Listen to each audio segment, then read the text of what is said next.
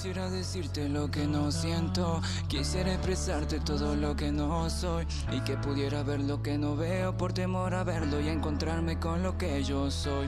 Quisiera decirte las palabras sin temor, pero el chiste es que mi mayor miedo, ahora temo a lo que digo y hablo, porque tan solo hablo y ni yo sé si tengo razón. Ahora solo miro al cielo confundido, preguntándome si lo hago será un error. Ese error que te persigue y te habla y en la noche cae como un susurro entrometedor.